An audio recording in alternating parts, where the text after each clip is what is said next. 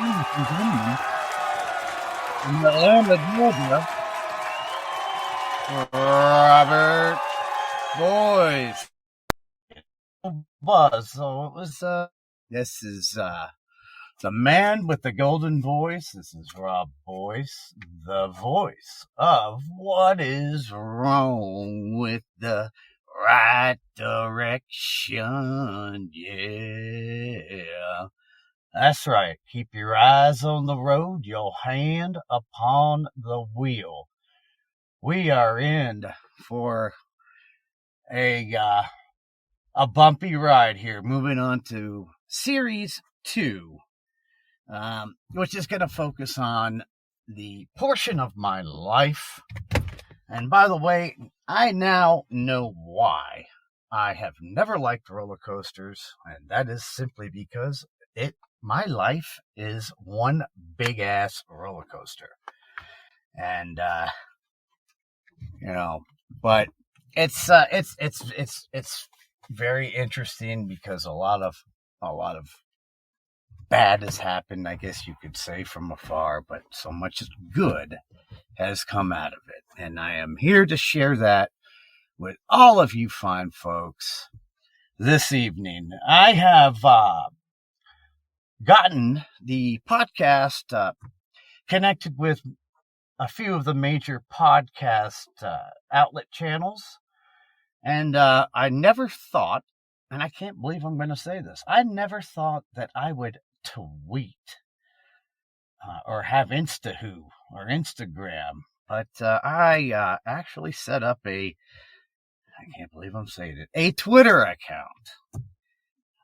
Using it is a little work in progress. Got some training to do, but I have a Twitter account, and I will try to send my. Well, wait a minute. I think it's here somewhere. Still trying to figure out the ins and outs of the Podbeam host format. Wonderful, robust software, by the way. You do have to have a little bit of computer knowledge using it. But, folks, that was a crazy day today here. There was some pretty cool stuff, though. I work with with folks that are my age or older and down to 16-year-olds. And I was in the back room jamming to some Doors live from New York, and Break On Through rolling, and he was like, "Wow, who is that?" That's the greatest singer of all time, my friend. You're in for a treat. That is James Douglas Morrison. And he was like, "Oh, wow." So gave the youngster some fun facts about the Doors, and I'm gonna share some with you. I bet y'all did not know the first band that invented surround sound. That's right, 1967. The Doors were, number one, they on paper, I don't care what anybody says, they were America's greatest rock band, bar none, hands down. In the heyday with the Beatles and the Stones, they kind of kicked their butt. I mean, Light My Fire, 1967, maybe the latter part of the 70s was one of the biggest songs. And that was Robbie Krieger's first song he ever wrote, by the way. Just so much cool stuff about the Doors. What you don't know is they invented surround sound. They had some of the latest and greatest new engineers using the newest 8 tracks, and the Doors were also probably the most educated rock band of all time. Each one of them had at least attended college, and you had Jim and Ray that had graduated UCLA Film School, and so they had a passion for the latest technology and that, between music and film and actually, I'm going to give you another nug. The Doors were the first band to create a music video. It was not, I want my MTV. It was 1967, break on through to the other side. Anyway, it was fun seeing the look on his face with surprise. I will drop some fun Doors nuggets here and there throughout my podcast. But strap on in, folks. Let's dive into the second series of What is Wrong with the Right Direction. So we left the last podcast with some it was little goosebumps. We had some shadow people. We had some songs that were handed to me from God, and just chaos and disorder, and somehow throughout that, where I left it is basically took one for the team, and just at that point decided I just got to be a good example for my daughter, no matter what the cost is. And man, that time was tough, I gotta tell y'all. And I'm sure that anyone that's been in this boat before will agree. Folks love you when you are making money. When you got a fancy title and you're making money, and you got a nice car, and you can pay for drinks with everyone. Everyone loves you.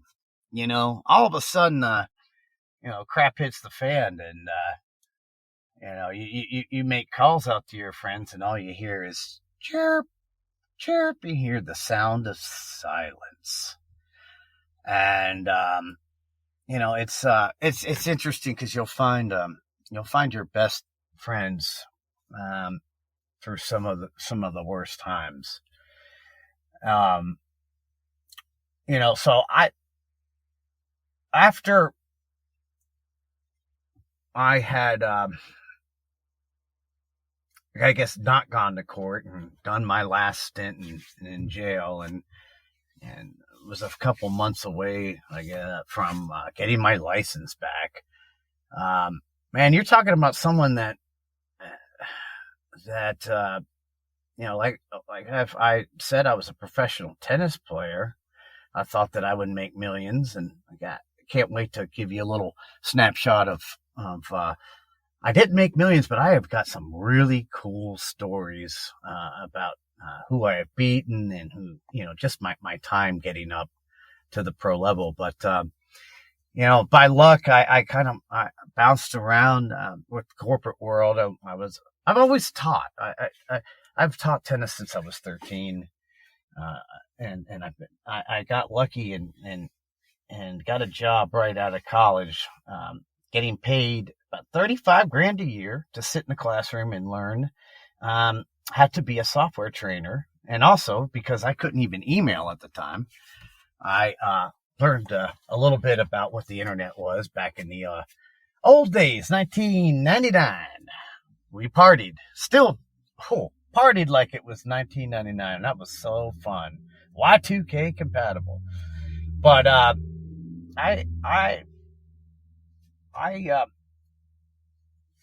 benefited from that, being that I was, it was almost like a master's degree, I thought.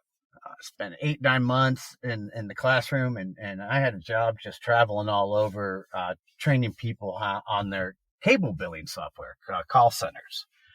And of course, I ended up, where I left you guys last, I was a configuration specialist for 911 dispatch centers. I designed all the call flow for the operations, and I managed the installs, and I certified technicians. So I've always enjoyed being the teacher, and I've always enjoyed being a coach. That's the way I've always managed. And so I go from that to I just finally get my license in an A to B car, if to say the least. it was like a go-kart with 3 wheels and half a steering wheel. But I ended up finding a job at a restaurant. I am a avid, love to cook. I've done barbecue competitions and placed and won. And I never wanted to do that as a job because it's a passion of mine. And there I am, kind of delivering and just doing everything for not much money. And I didn't realize how hard things were going to be. But I always had this sense that God was steering the way. A lot of times I'd be delivering and there'd be a certain way the sunlight was, and it would just be calming, and I could see certain rays of sunlight, and I just knew, for some reason, just be patient. I didn't think I was going to win $1 million, but my mindset still at that time was, I'm going to find a platform and I'm going to get my bat out and I'm going to swing for a grand slam. That was my mindset. My family, my dad's side has always been, they're all very successful people. And I'm sure a lot of other families are like this. I think a lot is judged, how you're treated. You just judged on kind of what you do and how successful you are. And that all used to really stress me out and bother me. To the point where I had many arguments with family members. Just that stuff just doesn't mean anything where you've been, where I have. And so I tell you, I did everything from working in a pizzeria, and then I did 3 years, 2.5, 3 years as I was working for a very small company doing HOA-based pressure washing. And wow, that's a lot of hard work. And I am one of the nicest people in the world. I am part of me is Italian, and anyone that knows Italians, we are a little feisty. We will love you, but we'll also in a split second we can also break people's legs. And we are very passionate. And I just find that people that always think they're right and that they're very judgmental as far as managers or owners, I should not even. It's like dating a woman or marrying a woman that you think you can change, or a person. If you're a woman that can change a man, you can't do it sometimes. And I've learned so much in life throughout all of this, where you can just do your best, and you can just recognize that this is just not a scenario, and you're not going to change anybody, no matter if a genie popped out of a bottle and handed somebody a cold beer and some peanuts. Some people just, they're not going to do it unless they're forced to do it, and I still don't think they're going to do it, especially from what I have seen. And I got into a pretty bad argument with the owner of the company. We almost had a fist fight. People almost called the cops on us. And so that left me jobless about 2 years after, 2 years, I guess it's about 2000. Yes, 2000, end of 2019. Okay. So, anyone that's divorced and a single parent, you're really you're treading lightly with your child. Life after being a family, life after your family being dissolved, life after a new family being formed. Unfortunately for my daughter, she really, before my career was smashed and blew up to smithereens, we had actually found a great apartment. Her and I did everything together. We had just gotten a dog together, and she was very happy. She even told me the other day it was the happiest times of her life. Unfortunately, she doesn't really know how that was ripped up. In fact, I still have a bad credit because I still have on my credit that I couldn't pay my rent. Can't pay your rent when you're sitting in jail. for what was it this time? Not showing up for probation or something when you did. I don't even remember so many times I had to go back there. But anyway, it's all water under the bridge. As it was tough at the time with the way my daughter felt and the current status that I had. I didn't have much money, and it's just tough. But again, I always felt like everything was going to be okay. That it was that just if I could get her some 10 items from the dollar store and take her out for a piece of pizza, she was happy as a clam, and I just would go from there. So I have a friend. I had an ex-friend that I actually got him into I got him into camera work, if you will, as a cameraman in Montgomery, Alabama. I was a sales guy for Fox in Montgomery, where I went to college, and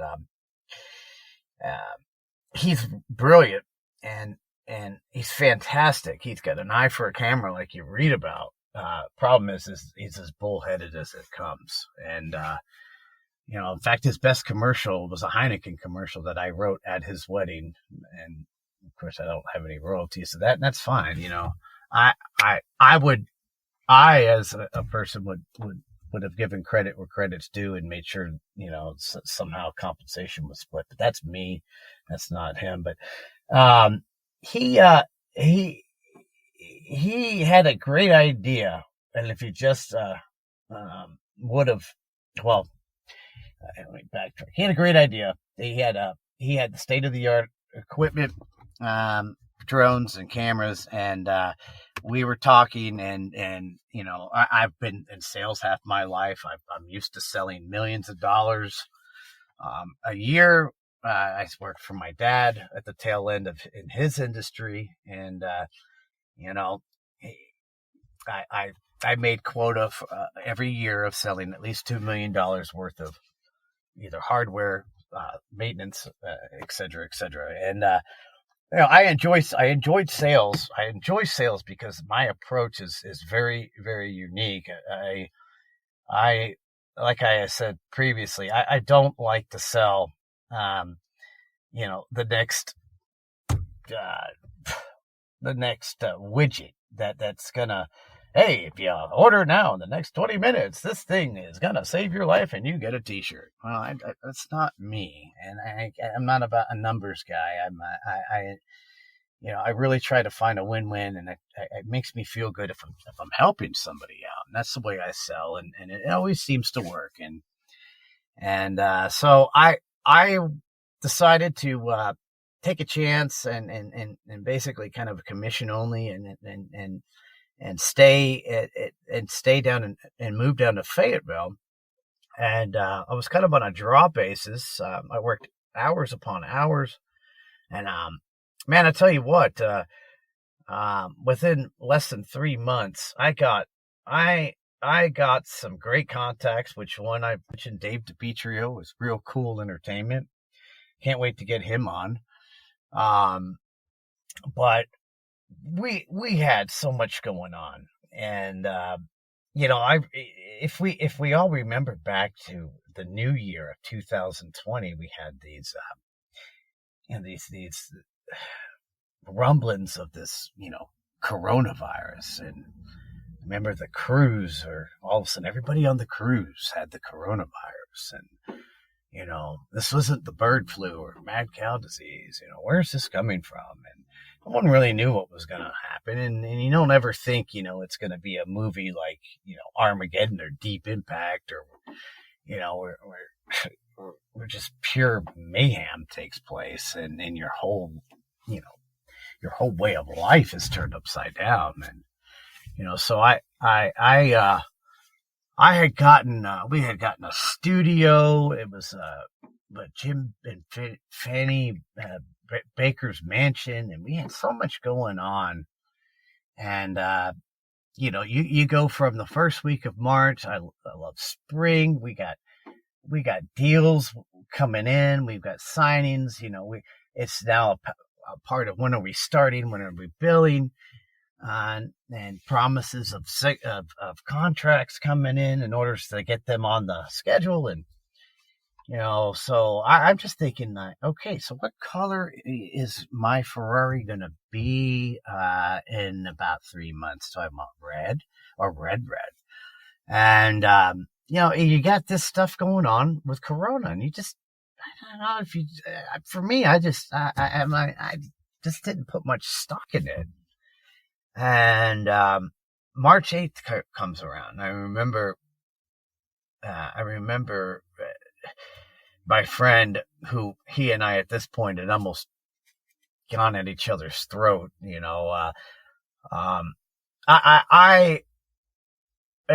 Jim Morrison said it really, really, really nicely. He always said, he talked about jealousy. Jealousy is an underrated emotion. Jealousy is it's like a bad cancer. I feel like when you're jealous, that you're really, you got low self-esteem. I think, everybody should be happy with what they add or how they fit in, into a project or into a circle or whatnot. You don't have to do it all. And companies and firms and small companies, the ones that succeed are the ones that have a hierarchy where you got people that are good at what they do, and the people above them, or the people that are at the same, same level or whatnot, they trust that that person's going to do what they can't do, and it fits like a puzzle. When you start having to get into, everything, listen, it'd be like, some race car driver that's, I don't know, that knows nothing about tennis come to me and try to tell me how I should hit a forehand. It doesn't. That's the way I think about it. And my friend, I do sales my way. It's worked. It's always worked. And it's more about building a relationship. Calling on your friends is much better than, feeling like you're a telemarketer. Hello, sir. This is Robert Boyce. If you'll just give me 5 seconds of your time, click. And that's not the way I roll. So at any rate, I remember him calling March 8th and saying, "Look, man, we're non-essential. We're quarantined, and everybody's stopping." And I said, "What are you talking about, man?" I said, we got all these reality shows going on. He's like, "No, it's not happening." I was living with his stepson, and his stepson's bride to be. I was renting a room. My friend had I guess his wife had a really nice house in LA. And they made some good money by selling their house in LA and moving to the LA of the South, the Hollywood of the South. And you could do the math, cost of living out there, the houses, hell, you could have a freaking, pop-up tent on a piece of property and get $1 million for it just because it's on that damn piece of property. But, they ended up buying the latest and greatest camera equipment, a house for themselves, and, oh, by the way, a house for their stepson. And, I was basically paying rent on credit towards on a sales draw. I had a lot going on and get a couple of those signatures in, and I'm back. Now they owe me money. So that was the route. And so once we were quarantined, I basically had, a couple weeks,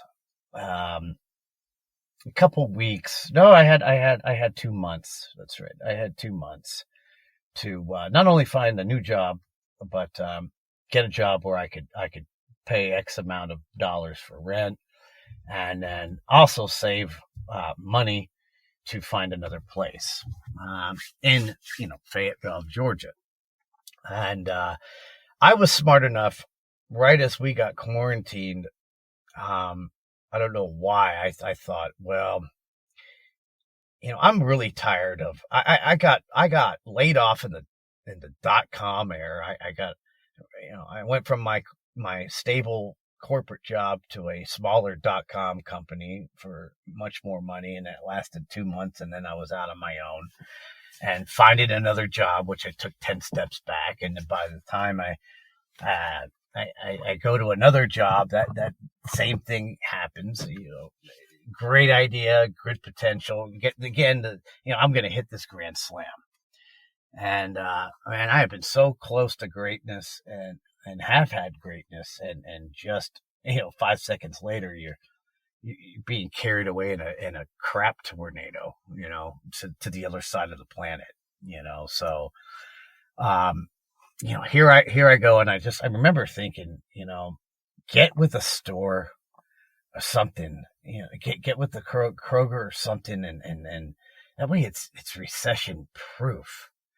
And I got lucky, and there I got a job with ClickList at Kroger for $9 and something cents an hour, and it's tough work, and it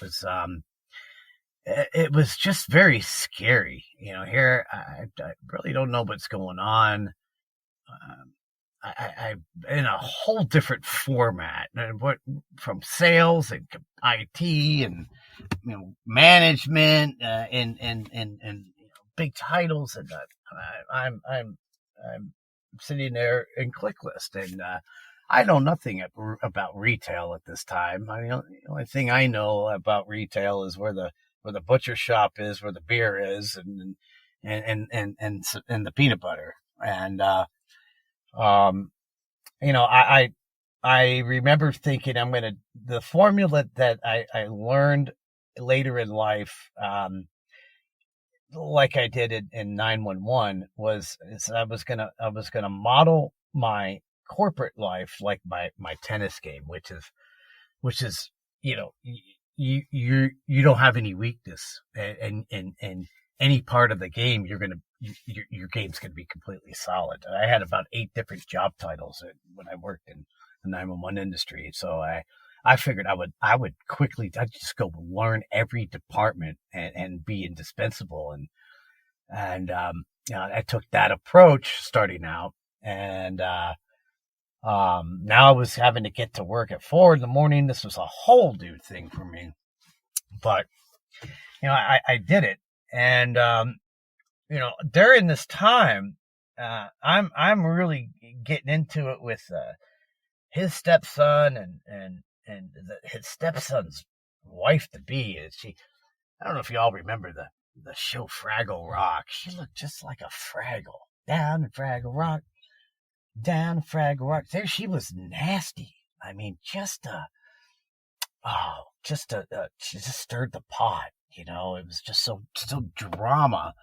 Like I've never, like you read about, and I've never seen anybody so just care about themselves and not care about what's going on. Again, all of a sudden I was not, the second guy in charge of, of what was going on with the company that was in their family.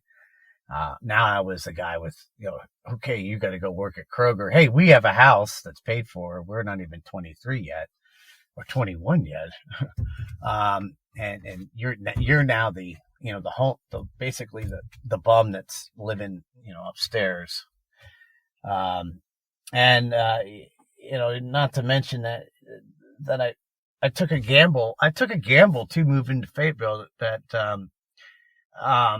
I wouldn't get to see my kid as much. And I felt like, even though I was about an hour away, I felt like I was 10 worlds away. It's so different when you get in a car and drive 15, 20 minutes away versus, you're south of Atlanta and you got to go to the north side, north, of Atlanta, 20 minutes, 30 minutes north. And, I remember I just kept thinking, I'm going to hit a grand slam for her. I'm going to hit a grand slam. She's going to be so proud of me when she sees me on TV, or my name as an executive producer, all this, glamour, if you will. And,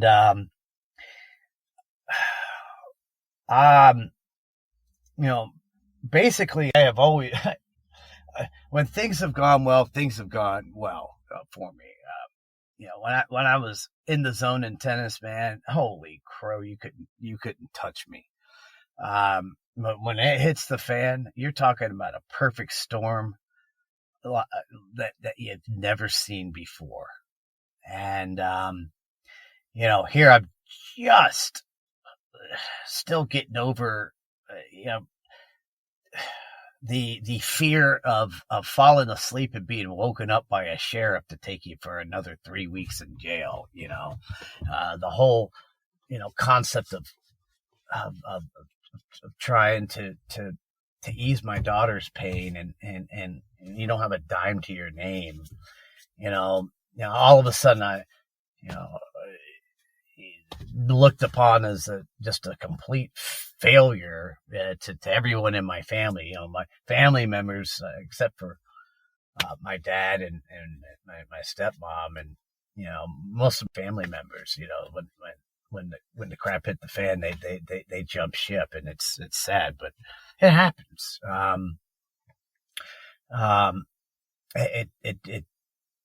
This all, everything started making sense soon after. And it had come to a time, my car that I had my other piece of crap van that I had was dying, and I had to make a decision soon. Here now I'm working at Kroger, $9 an hour, and I'm just, I have to have a car, because I can't walk to where Kroger's at. I have to have a car. And in this time, I find a vehicle. I was able to sell my car, get a vehicle. It wasn't the most reliable, but it was another point A to point B.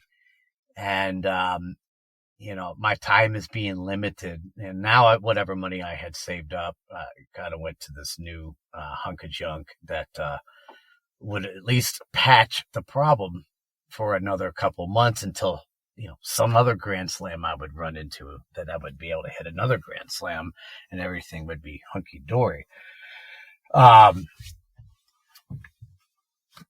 So we go to about June, and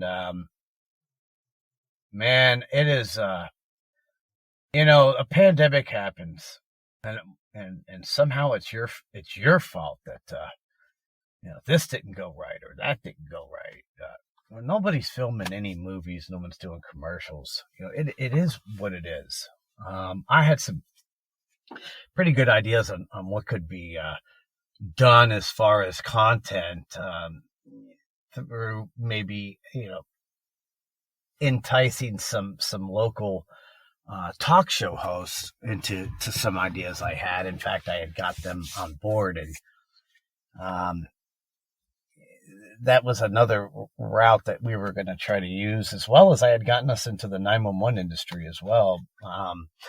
It just, if y'all remember, just that if you were non-essential,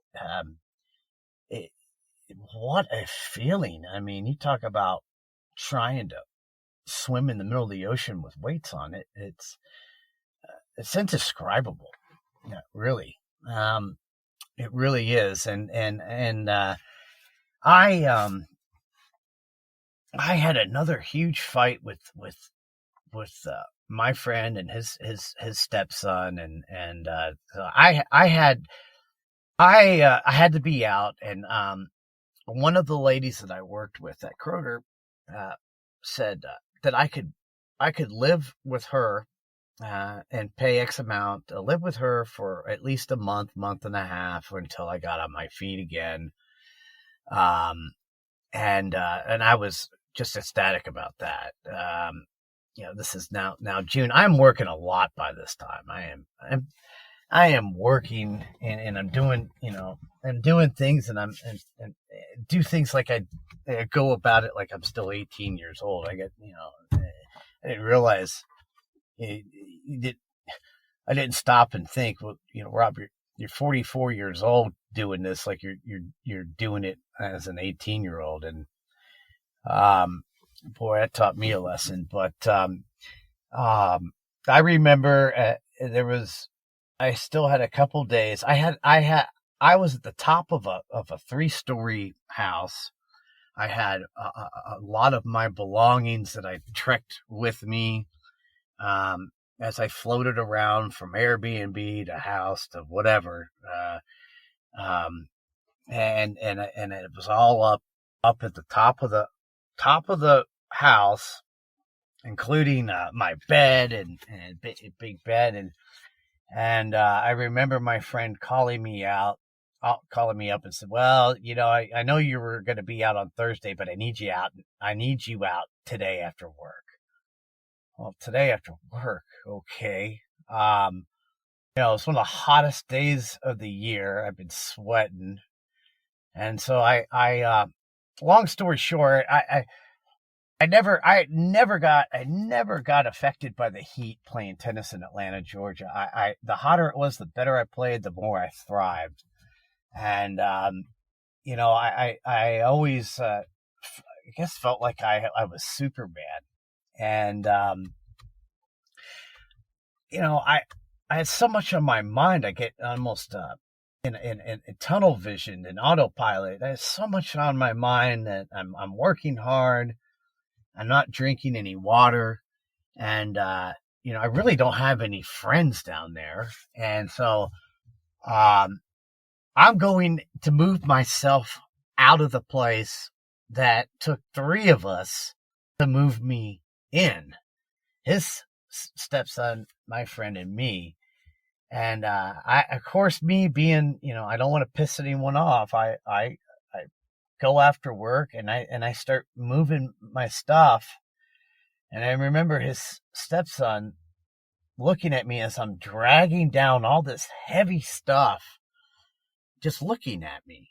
And the first time in my life that even before I dragged down a huge, whatever the biggest size, king size bed by myself, I remember, about 75% done, keeling over it and just huffing and puffing and just feeling like, wow, this is, I've never felt like all of a sudden, like, you give kryptonite to Superman. I know what that feeling was like.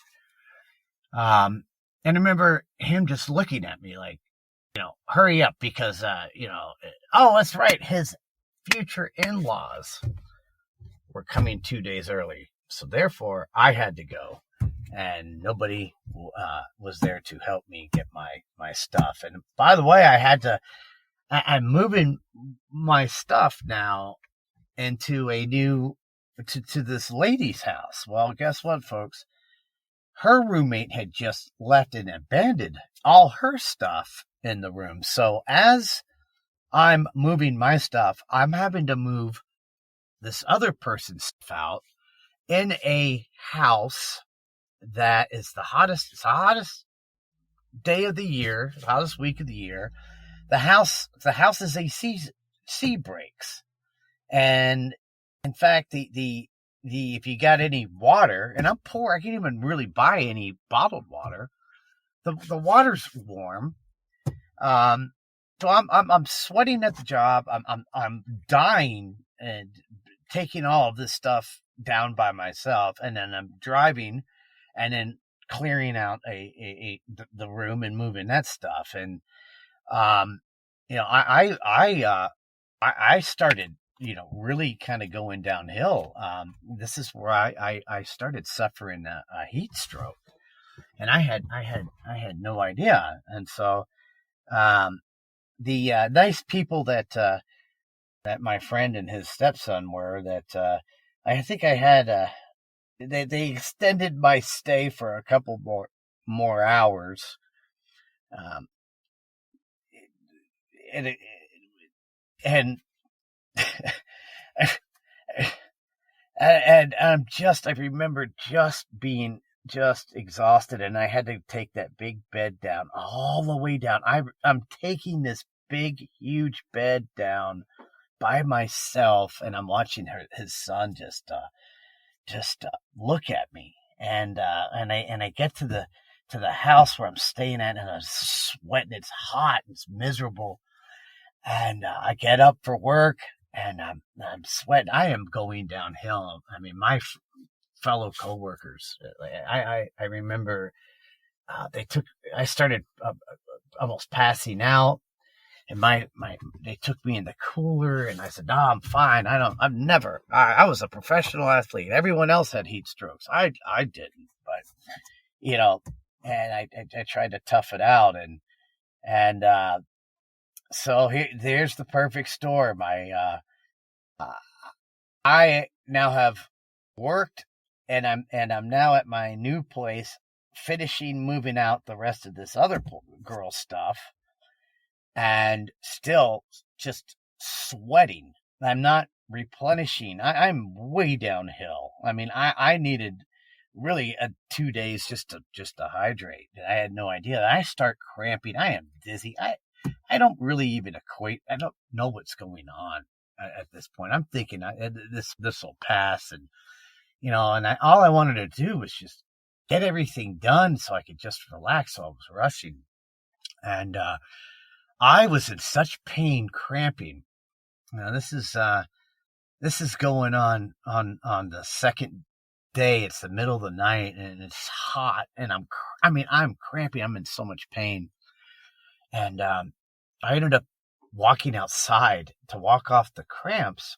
The outside was so much cooler than the inside, and there was a cop that lived a couple doors down, and he saw me in so much pain. He came over and talked to me, and he's like, "Well, we need to call an ambulance."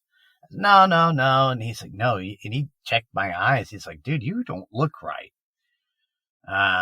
You don't look right at all." And I was so dehydrated, you couldn't see me. I'm in pretty decent shape for an old guy, right? And I'll tell you, you could see veins in my arms, and there was not one vein to be seen. The ambulance comes out, right?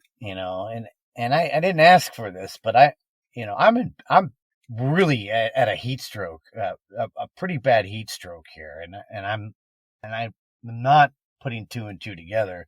Ambulance comes, and they were like, they can't even find a vein to give me an IV, and they said we need to take you to the hospital. I said, I'm not going to the hospital. What I'm thinking is I just want to freaking move this stuff out, and I haven't had time to even digest this pandemic. It's all of a sudden you got all this stuff happening that's gonna go through finally, and next thing you know, you're quarantined. And what is this quarantine thing? What is this pandemic? And how long is it gonna last? And now, what is non-essential? And so much going. I just wanted to get set up and not be in the same house as the people that I moved down for, and I declined. And I remember the guy saying to me, "Dude, you're about one of the most dehydrated people I've ever seen." He said, "I think you're going to fully regret not going to the hospital." And I said, "Well, I just got to get cool, and I got to get some water in me." Of course, I'm trying to drink water that's piss warm, and that bothered me. So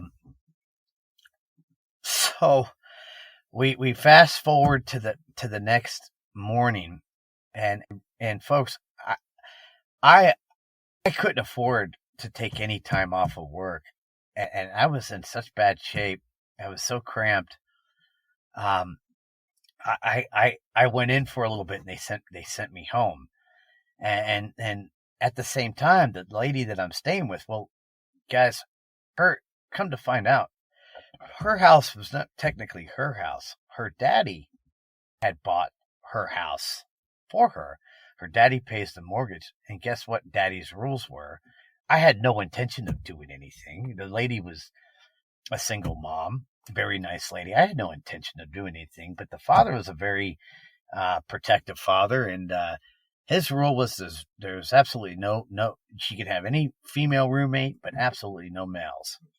Well, because the ambulance was called on me, and all the neighbors at 3 a.m, and you got lights flashing, and you see this me out there, hobbling and make I didn't mean to make a scene. Well, they're neighbors. The Joneses, they gotta tell the dad, well, hey, there's some guy staying with your daughter. So I am miserable, and she gets a call from her dad, and she says to me, listen, my dad has threatened not to pay the mortgage if you stay here. I said, okay, so I got $15 to my name, if that. What am I gonna do? What am I gonna do?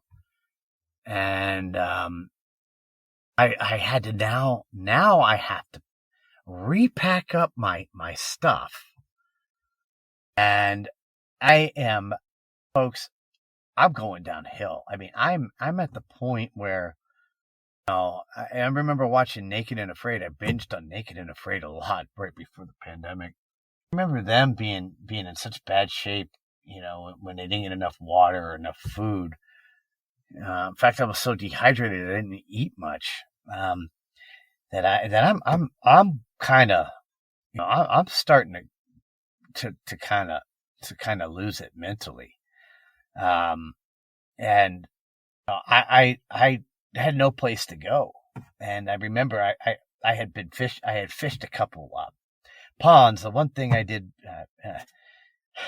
the one thing that I bought for myself was the Fish Brain app, which gives you details on every type of body of water of the species. So that I love pond hopping.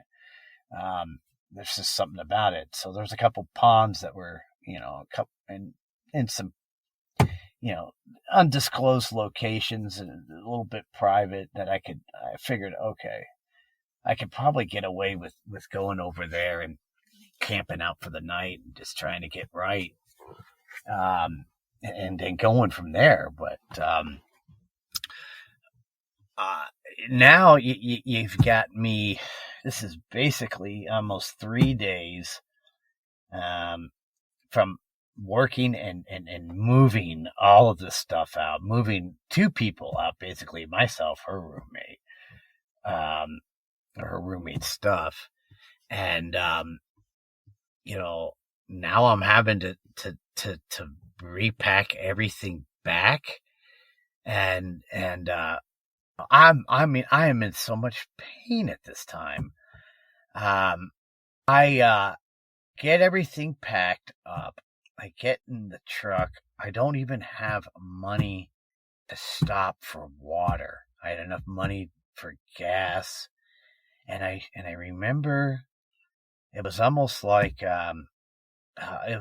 portals were opening, and because of the song that was given to me, "What is Wrong with the Right Direction," I was fairly good at kind of knowing what to follow and what not to follow. And folks, I was, things were shutting down at that point. I guess my kidneys were shutting down, and I'm not right. And I'm pulling up, and I'm on dirt roads, and I'm pulling up. There are some homes in the area, but I was able to hide where I was parked at, and I had to pee. and it was just about to be dark, and I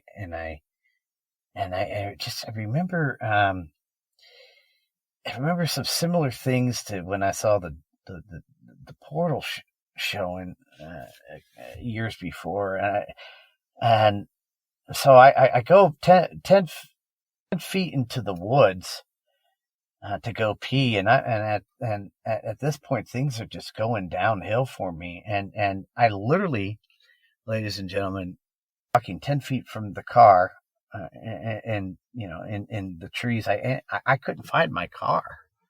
I'm so out of it. I am so out of it, and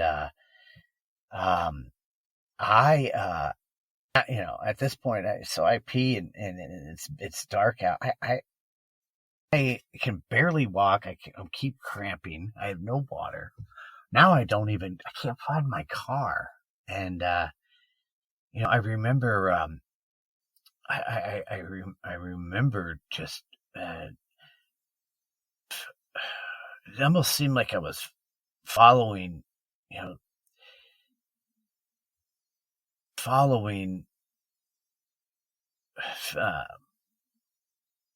angels, I guess. I don't know, angels of death. It's like I was dying, and while I'm dying, I'm half of me's trying to find my car, and I kept following like friends of mine. They would, I would hear them and see them, and they were trying to find a place for me to lay down and pass away the right way. I remember that, and I don't know, while I'm. And by the way, guys, this was so painful. So I ended up being lost for almost 2 days in the woods, and I'm I'm just trekking along. I'm throwing up. I'm so dehydrated. I'm throwing up. It was so painful. I mean, my kidneys are shutting down. Everything's shutting down. And I remember I walked up on a house. It was the next day, and I knocked on the door, and the lady, I must have stunk. The lady said, "Oh my gosh, what do you want?" I said, "Ma'am, can I have some water?" She said, "What are you doing here? And get out of, why are you on my property?" I said, "Ma'am, I'm really hurting. Can you get some water, please?" And I mean, I must have looked rough. I smelled horrible. And she calls the cops on me. Well, me being paranoid from all the cop incidents I've had, whatever energy I had at the time, I'm running away. I remember her telling the 911 that I smelled like chicken pot pie. I was like, damn, I wish I had some right now. But I at this point, it is so hot, and I don't know how I didn't fall and break a neck. I mean, it's rocky. It's kind of not mountainous, but I am so lost, and I remember almost understanding what Jesus went through as he was dying a slow death. That's what I was dying. I was dying a slow death, and it was like, and in my head, I was like, I at least I know what. Now I understand what he went through, what it was like. It was, it's unexplainable. And I had so basically, I was found on a dirt road. I don't know how I got there. I was really way farther, very, very far from my truck. But I remember it was the second time I must have passed away. So everything's shutting down. And each time that I passed 3 times, folks. So I'm in bad shape. I mean, I was in bad shape 3 days. 3 days before that, 2.5, 3 days before that, he had the ambulance saying I was in the worst shape that he's ever seen. And now I'm lost in the woods, trying to walk around, and you can imagine. Oh my gosh, the pain. It was awful. When I passed, I'm gonna say it's the second time. I just remember, such a calmness, and so a lot of things really made sense to me at the time. Number one, I was with a lot of other people that were in the process of going to heaven. And what I was told, and not like people were actually talking, it's just it's put in your ear. What I was told is I was with the fellow travelers. And there was a song that was given to me. I remember the song that we were singing. It was almost like a country song. That we were singing as we were heading to the light. Oh gosh, on a train, bound for Jesus only. Believers, not for. And it was basically a song about the time where good versus evil is going to have their showdown. And a couple things occurred. Okay, so this is going on, and I'm seeing people in quicksand, and I know that I saw people that I knew were going to go to hell. And I have the fellow travelers, and I remember people in quicksand just pissed. And the people going to hell, it almost reminded me of the shadow people. They were just, they're almost like they were just on Satan's side. They were just evil. These people that were in quicksand, they were the ones that, like I've been talking about, that, they're just selfish people that, hey, don't you know who I am? And why is George from the trailer park home going to heaven and not me that was in the, in the $1 million homes, that type of thing, and these people that were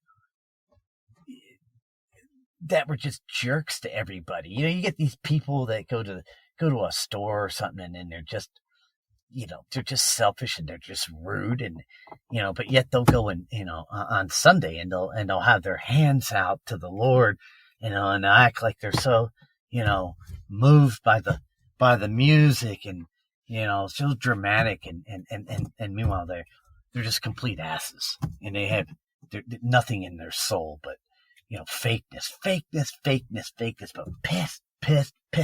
pissed. They all they had to do was stop their anger and look at themselves and say, "This is petty. I am petty. I am a joke. I cannot take my riches with me. I cannot, they're so judgmental. There's so many things, went through my head, and so I think it was so at this point. I remember coming to and then kind of moving forward a little bit, and moved forward enough where I was on the side of a road, and this is where I guess I had passed away again. Somebody happened to be driving, and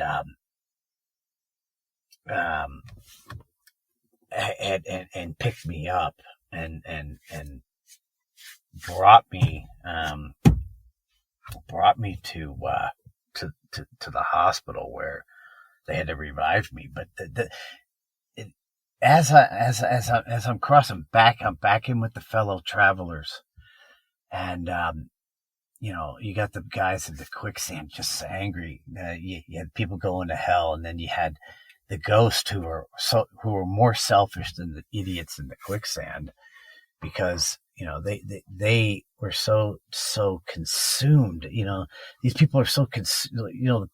It's like the person that you're dating or you're with that force you to go to to go bowling or something because, such and such group is there, or this group, or we have to become a member of this church group because, Courtney's there and she knows this person. It was that kind of selfishness. They couldn't see us. I couldn't see them. And it was sad.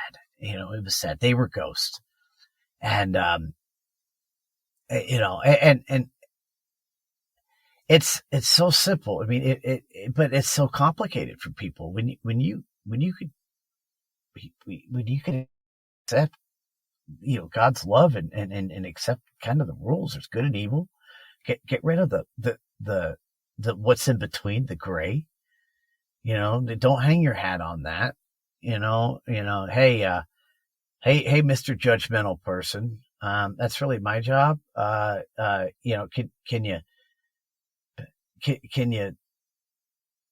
just appreciate and love people for who they are? Everyone is God's child. It doesn't matter what color you are. I can't stand those people. He's black, or he's this, or so what? What the hell? What? Oh, I know. And I sound like I feel sorry for these people. And so, here's the interesting thing is I was actually given the choice. I was given the choice, to go to heaven. And a couple things occurred. Number one, my daughter, I guess I didn't realize how important I am to my daughter, and really just how important,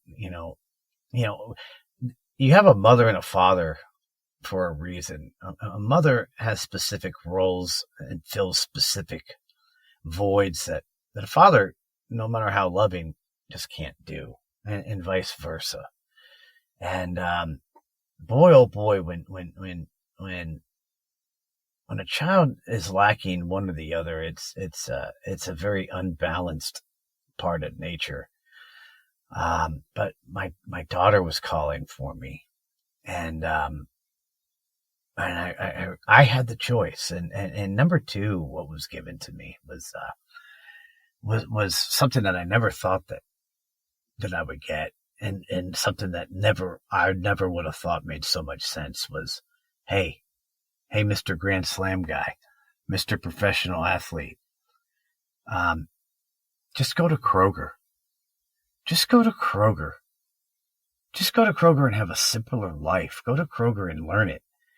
Go to Kroger and make enough money, eventually learn the ropes and make enough money where you're not sitting on a plane on a Saturday night or a Sunday, fighting back tears because you miss your kid. Just go to Kroger and hit a single. Just get on base. Don't worry about the grand slam. And, what was also, I knew too, when I crossed, I knew that I was going to be homeless, but it was almost like, believe me, and that was very interesting and very tough. But I knew that it's not like I was going to have a limo pull up and pick me up at the hospital, and I was, going to go lounge out by my pool. It was, well, you've missed. I was in the hospital, gosh, for 6 days. And oh, by the way, my poor daughter and my ex-wife, they got a call that, hey, listen, things aren't going good for him. We're reviving him, and so on and so forth. But I had the choice, and between just being able to see the importance, remember, that when what is wrong with the right direction, that song was given to me, and it made perfect sense and it cleansed me of all the hatred and the, that I had towards my ex, and I was able to just full-heartedly forgive and almost feel sorry. For my ex, because Lord have mercy, and I feel sorry for everyone else. I got to tell you, folks, there's a lot more people that are going to be in quicksand than you think. Not necessarily hell, and I don't know what's worse, the quicksand or the hell. But my gosh,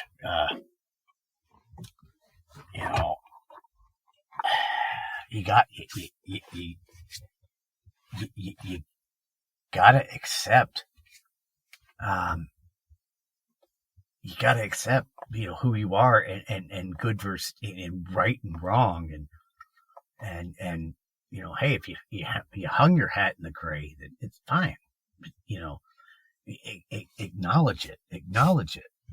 But I remember that I knew it was going to be a rough road. However, there was something calming about staying and doing what I was doing.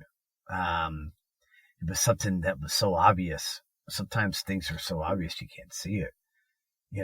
Listen, I don't care anymore what my I don't have a big job title. I don't care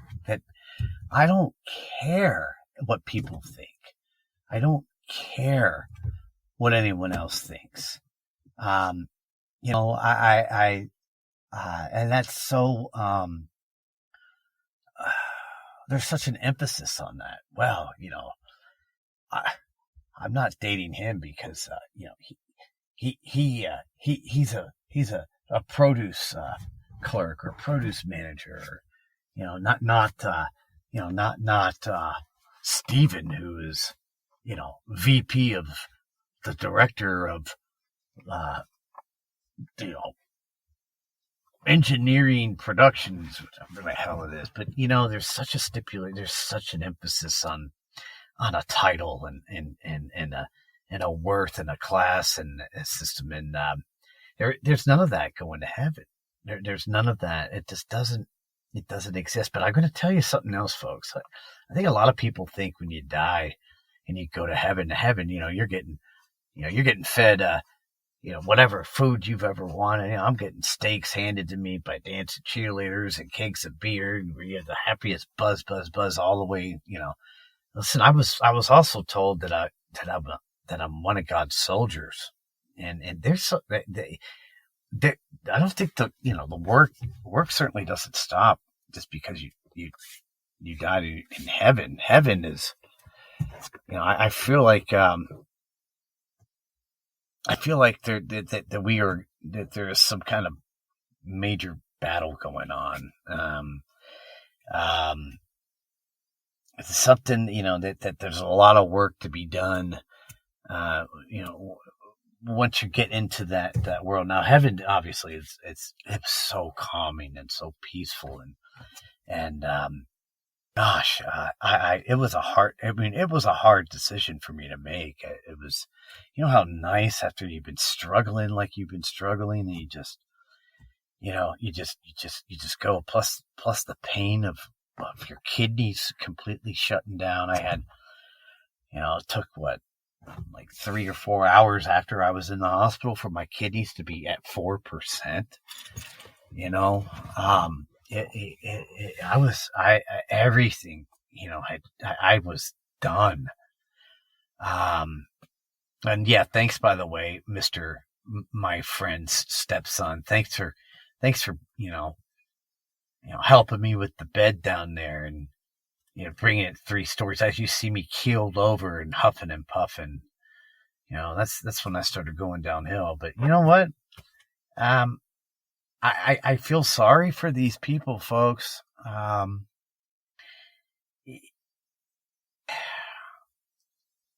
really do. There's so much selfishness out there, and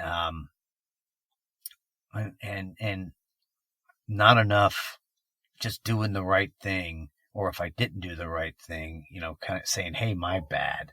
It's my bad." God is good, but evil is evil, and evil it's it's like swarms of flies flying around you all the time. And then you got free will. All I can say, folks, is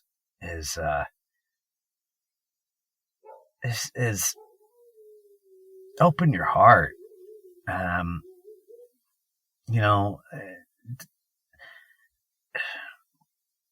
Love people for who they are. Do something out of your heart. That's from your heart, not because you think if you pay 10% of your paycheck that that's going to buy you a ticket to heaven. It's not. It's not. Don't get all this gray that we create that convolute your head. It's crap. But I had it was okay. I knew I was going to be homeless, but the plan was it's simplified. And listen, ladies and gentlemen, we have to sacrifice. Okay, you want to make X amount of money, good for you. You got to sacrifice something, to get that. And right now I'm not willing to sacrifice, what I used to have to do, which is travel 95% of the time. And,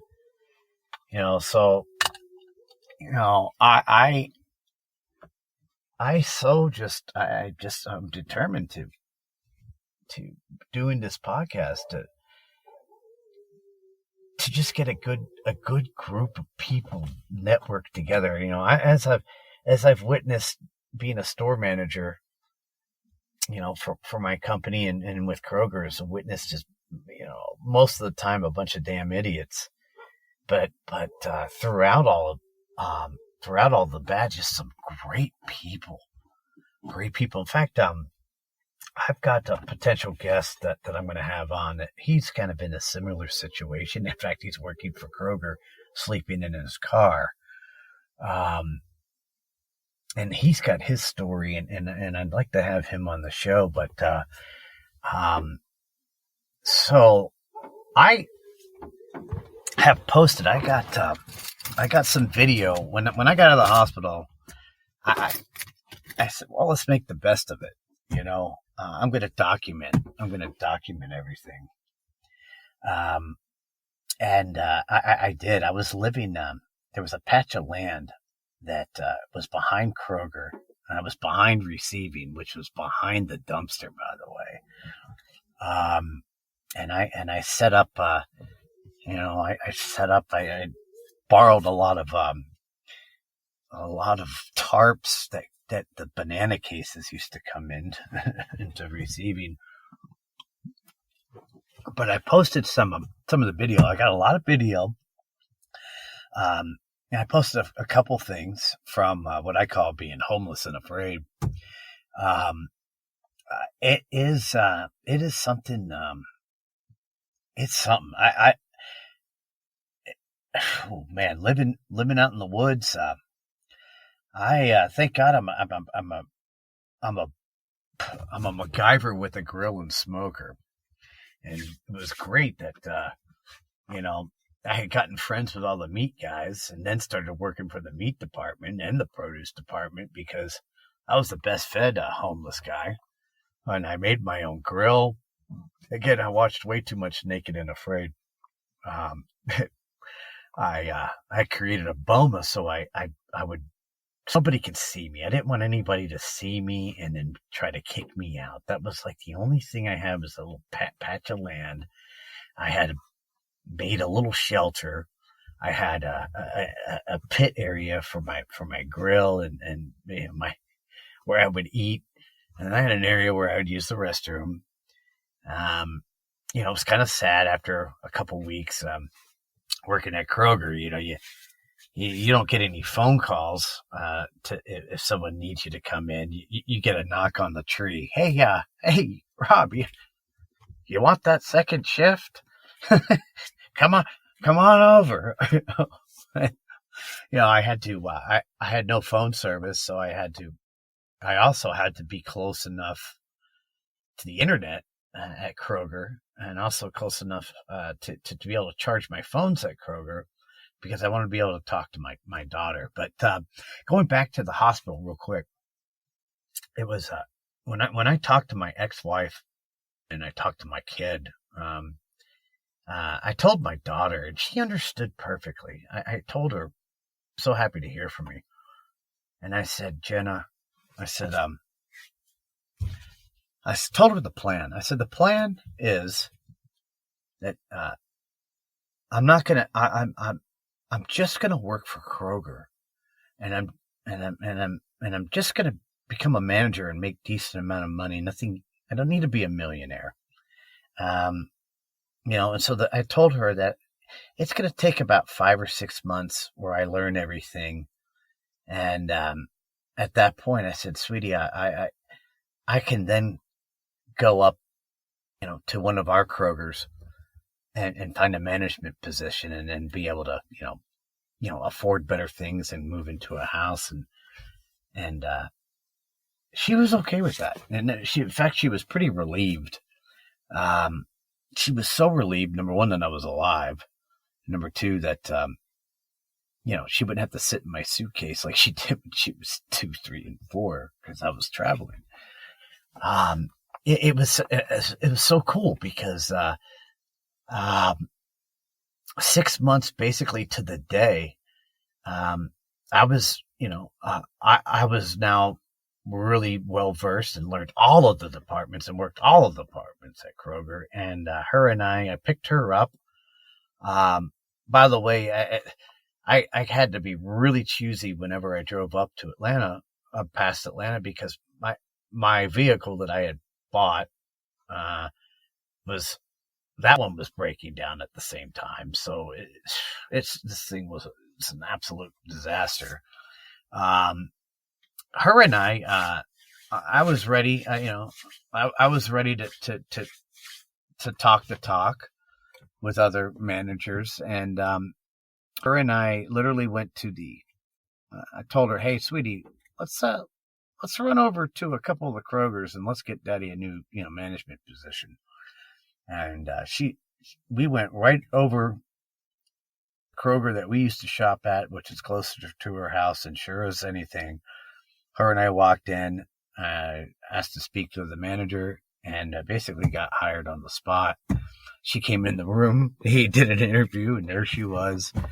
And, it wasn't glorious, or it wasn't making 6 figures, but it just seemed like the right path. And now I'm in a management position that's with more money, of course, more responsibility, but I still have the same amount of time. I do my hours, and I have time with my child. I'm so glad my child's very much like me. I'm so glad that I am able to raise her the way that I want her to be raised. It's so comforting. We talk about the stuff that I've seen on the other side, and so much has made so much sense. And folks, I've had all this information going back, didn't know what I wanted, didn't know what to do with it, and got to the point too where I see people daily, and you just shake your head and what can I do for them? Well, again, like I said the last time, this is my platform. This is your platform. I'm opening up a portal of good, and I want people that want to be good, or that are good. Let's do something together. As Jim Morrison, get together one more time. Get together one more time. Let's try to all find a way, whether it's opportunities or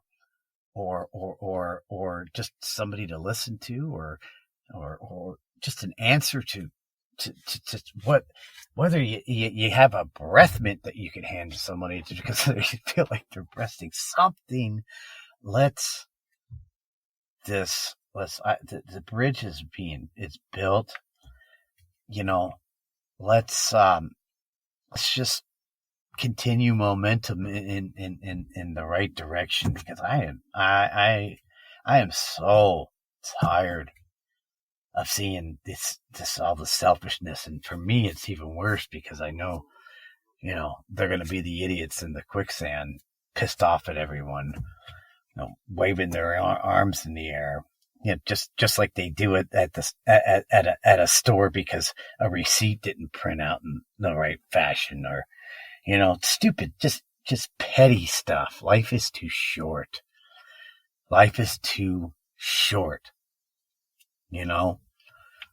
Do what's right for your child. I feel like I'm just sitting up here lecturing, and believe me, I'm no saint, as I'm sitting here drinking a cold one, sitting out in the What Is Wrong with the Right Direction Studios, sponsored by Ford EcoSport.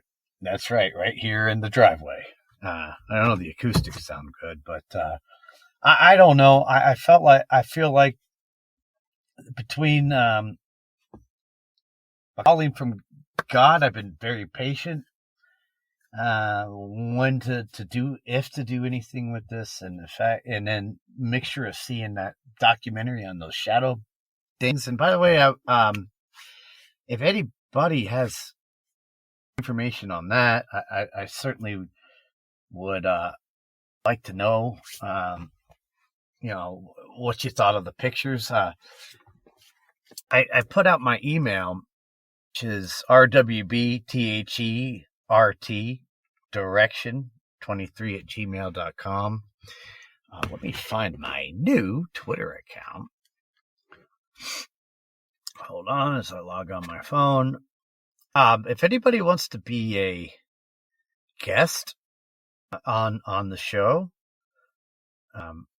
please just reach out to me. Let's get people. I built the bridge. I'm standing on the other side. Hey guys, come on, here I am. Like I said, I would ideally would love for somehow for my story to be showcased. I know I've rambled a lot, but there's a lot more that has gone into it that, I think if you actually watched maybe a documentary or read it in a book, it would be more impactful. Hold on here. Let me find my Twitter. Get my glasses on. I'm getting old.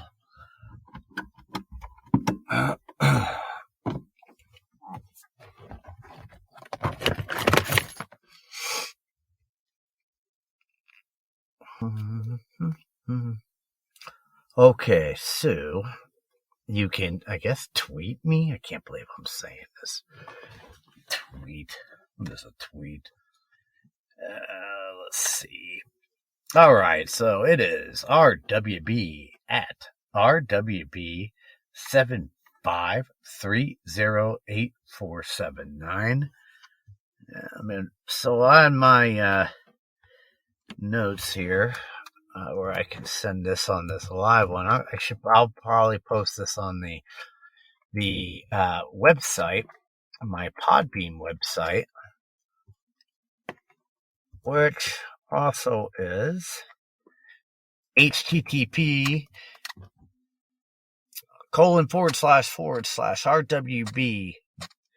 THERT direction 23, which is front part of my email, .podbean.com. Okay, that's where you can go to the website of mine. And I am going to also type this on the notes. Also, anybody that wants to,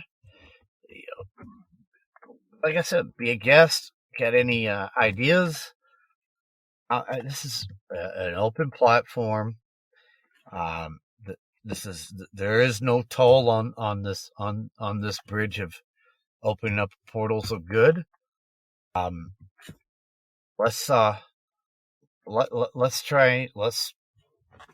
Let's try moving good in the right direction and see what happens. Tired of sitting back watching some jackass be selfish and judgmental and make a spectacle? Well, guess what? They're going to do the same thing, but only in quicksand. There's no hope for them unless we continue to set the right example. That is, I put my Twitter account, RWB, at RWB7530847.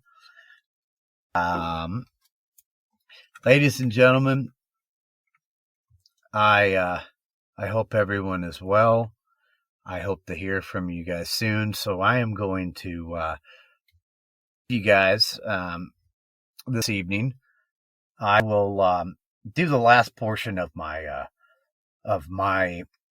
series, and it's going to go back from my childhood, and also,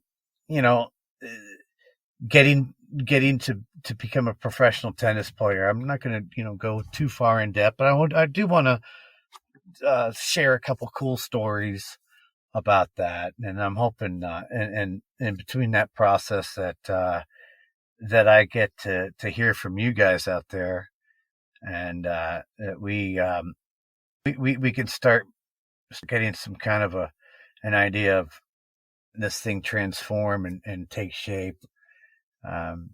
Anybody that I can get in touch with to spotlight in the right direction on what is wrong with the right connection. Yeah. Mr. Mojo Rising. All right, ladies and gentlemen, y'all have a wonderful evening. This is your host, Robert Boyce, the voice of What is Wrong with the Right Direction. Wishing everybody a wonderful evening.